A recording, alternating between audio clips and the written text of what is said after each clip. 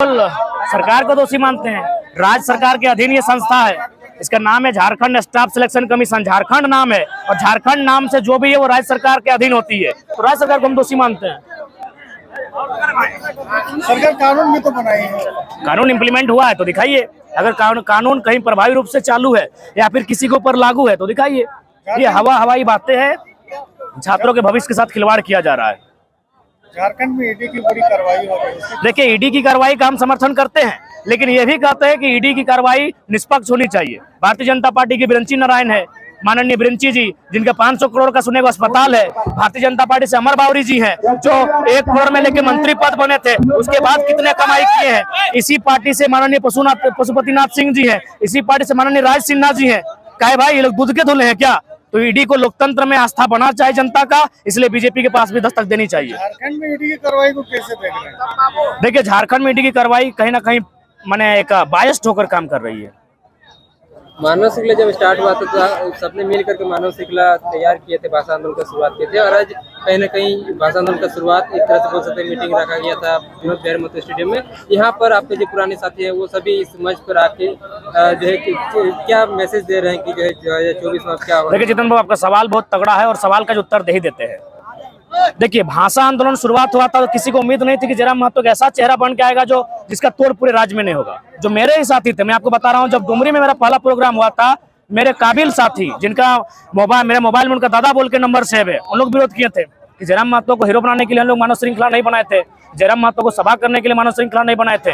और मेरा ये दोष नहीं था, हम भी उनका विरोध कभी नहीं किया। उन्होंने जैसा चाहा वैसा हुआ, लेकिन हमने पब्लिक की डिमांड को समझा। देखे वहाँ 10,000 की लोग आई है, वो उदास होकर वापस जा रही है, तब हम फिर भागे भागे दौड़े, हर सभाओं के अटेंड किए। तो ये चीजें थी, क्योंकि जो आंदोलन स्टार्ट किया था कहीं ना कहीं किसी दल से जुड़े थे और उनका उद्देश्य इतना ही था कि एक आंदोलन होगा, मानव श्रृंखला होगी, और यदि भाषा को वापस नहीं किया जाएगा, जो शायद 17 या 18 को वापस हो चुका था, तो हम लोग आगे और कुछ कार्रवाई करेंगे। अगर वापस हो गई तो फिर जो लोग जहां है वहां वापस चले जाएंगे। यानी राजनीति के नाम से इस आंदोलन को आगे नहीं बढ़ाया जाएगा। इसलिए हमें बहुत सुननी भी पड़ी थी। जब धनबाद बोकारो के आंदोलन को हम डुमरी लेके गए थे तो मंत्री जी तो सुनाए थे, आज उनको नमन करते नहीं है, लेकिन बाकी हमारे जो उस समय पुराने साथी थे उन्होंने भी हमें खूब सुनाया था। तो कहीं ना कहीं एक नेतृत्व ऐसा बन के आएगा, ना ये हमें आइडिया थी ना उनको आइडिया था। कहीं ना कहीं ये नियति की मांग है, नियति के माध्यम से मेरा उदय हुआ है और उसी कारण आज यहाँ तक आए। बाकी पुराने साथी हो, सबका स्वागत है। अब राजनीतिक विचारधारा स्थापित हो चुकी है तो यहाँ से पीछे हटना असंभव है। जनप्रतिनिधि के लिए इतने कड़े शब्दों का इस्तेमाल कर रहे थे आप, क्या करेंगे भाई, क्या करेंगे? रोज सुबह के जाइए, कभी घर इंटरव्यू लेने आइए, दिखाएंगे। इतना ऊंचा हो गया है खाली जमीन विवाद का कागज। क्या कहेंगे? क्या ये जहर हम अपने आप से लेके नहीं आए हैं, ये जहर वातावरण में मिला है, झारखंड के वातावरण में लोगों ने मिलाया है जहर। ये हम घर से नहीं लेके आए हैं। हम भी एक पढ़ने वाला छात्र थे, आज भी छात्र हैं। मेरे 2 साल पहले के भाषणों को सुनिए। हम तार्किक बात करते थे, हम बकायदा स्कूल में क्लास लेते थे, हम संविधान की बात करते थे, उनको फॉर्मूला से समझाते थे, पॉलिटिक्स पढ़ाते थे, इतिहास पढ़ाते थे। 2 सालों में ये वातावरण में इन्होंने जो जहर मिलाया है वही हमारे भीतर है। आज अगर हम जहाँ सोते हैं इतना ऊपर दोनों तरफ ऊंचाई हो चुका है जमीन विवाद का, किनके कारण? इन भ्रष्ट नेताओं के कारण, इन भ्रष्ट ब्यूरोक्रेट्स के कारण। तो जाहिर सी बात हो, गुस्सा फूटेगा ही, चाहे मेरी हत्या हो, मेरा कत्ल हो, या फिर हमें काट दिया जाए या जमीन में गाड़ दिया जाए। जब तक जिंदा है, मेरी जो कलेजे में जो आवाज है, जो विस्पान हमने 2 साल से किया है, वो विस्पान धधकेगी। ये धनबाद जो लोकसभा है उसमें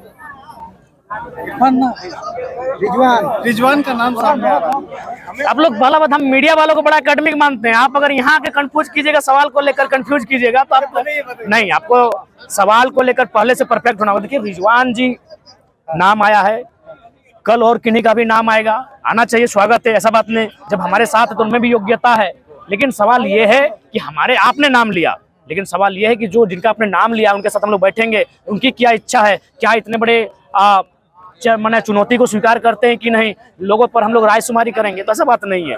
चुनाव के लिए अभी बहुत सारे नाम आएंगे और सबका हम लोग सम्मान करते हैं। और जी हाँ, जब नाम आया तो उन तक हम लोग इस पर बात करेंगे। अगर सहमति होगी तो सोचा जाएगा। अरे हमारी अभी गिरिडीह में रायशुमारी करेंगे, हो सके गिरिडीह से दिवेश जी आते हैं, ये भी 2 साल से है, ये भी तो दावेदारी कर सकते हैं, क्यों ना करें, इनका सम्मान करना होगा। गिरिडीह से हमारे देव महतो आते हैं, भले यूट्यूबर हैं लेकिन टिकट की दावेदारी में भी आ सकते हैं, 2 साल से हैं। गिरिडीह से शिवा है, गिरिडीह से अनिल है, गिरिडीह से अशोक है, सब तो गिरिडीह से हैं, तो उनको भी बुलाया जाएगा। सबकी भावना का सम्मान किया जाएगा।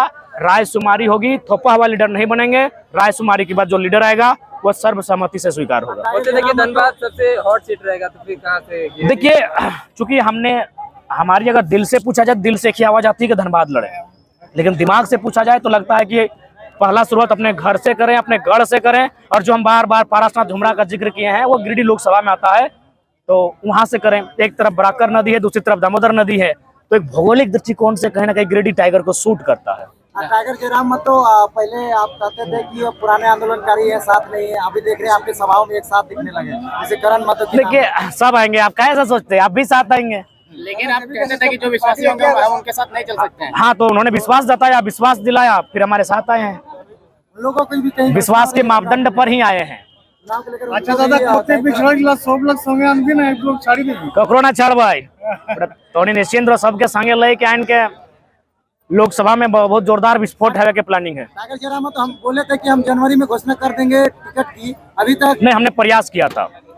हजारीबाग, गिरिडीह, रांची, धनबाद से हमने लगभग गोपनीय मीटिंग बुलाए थे, लेकिन वहाँ रायशुमारी नहीं बन पाई। क्योंकि देखिए, एक सोशल मीडिया होता है ना, हम लोग सोशल मीडिया में किसी को एमपी को उम्मीदवार मान लेते हैं, लेकिन जब ग्राउंड में जाके चर्चा करते हैं तो वो उस मापदंड पर नहीं उतरते हैं, तो इसीलिए अभी डिले हुआ है। बाकी हम लोग प्रयास करेंगे कि हमारे उम्मीदवार जो हों उनको जनता सपोर्ट करे। अगर सोशल मीडिया में भी तो कोई बात नहीं, उनके लिए ग्राउंड बनाए तो ऐसा माहौल उत्पन्न होगा, टिकट की उम्मीदवारी और घोषणा हो जाएगा। अभी तक कितने लोकसभा सीटों की तैयारी है? लगभग 4 सीटों की हुई है।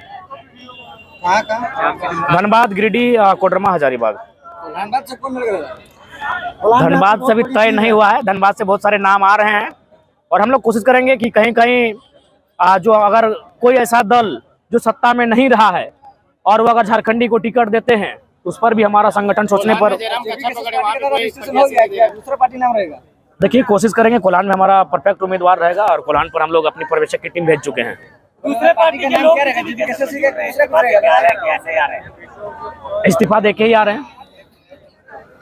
जेबीकेएस पार्टी का नाम रहेगा? नहीं, जेबीकेएस एक समिति है, पार्टी नहीं है। पार्टी का नाम रजिस्टर्ड होने की संभावना है और हो जाएगी, उम्मीद करते हैं। दादा, केंद्रीय एक सवाल था मेरा, अभी कुछ दिन पहले एक फोटो वायरल हुआ जहाँ की आप गए थे तीर्थनाथ आकाश से मिलने के लिए, तो क्या हम तमाम जनता ये मान ले कि हमारे जितने भी पुराने पिछड़े साथी थे उस सबको साथ में आ रहे हैं? देखिए, आपने 2 साल से जयराम महतो को वॉच किया है तो आपने देखा होगा कि लगातार आजसू रहे, जेएमएम रहे, बीजेपी रहे, कांग्रेस रहे, बहुत सारे लोगों ने हमारी आलोचनाएं की, हमारे लिए बद्दी बद्दी टिप्पणियां की। कुछ लोग तो हमारे पिता के शहादत पर भी सवाल उठाए, जो कि अशोभनीय है। आज 25-26 साल बाद कहीं ना कहीं अशोभनीय है, लेकिन फिर भी हमने किसी को पलटकर जवाब नहीं दिया।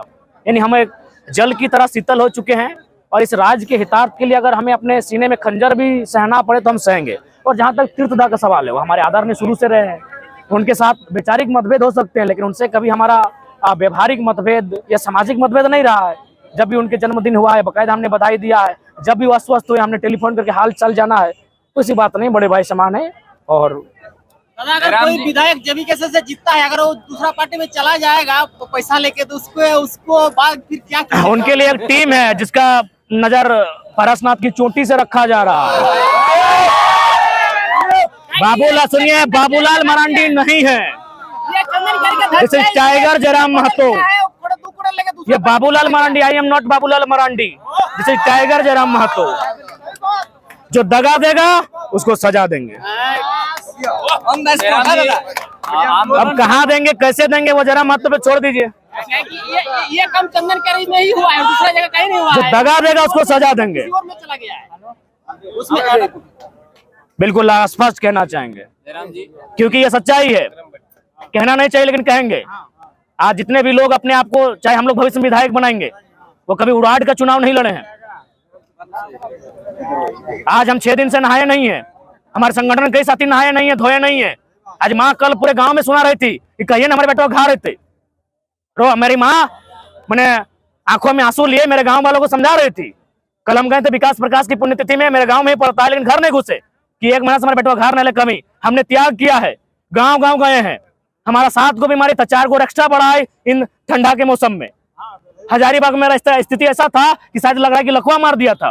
तो भाई इतना खट्टे हैं, जो लोग वार्ड का दावेदारी नहीं थे, जो मुखिया बनने के दावेदारी नहीं थे, आज उनको अगर विधायक बनाएंगे तो दगा देंगे तो उनको सजा मिलेगी। जिंदाबाद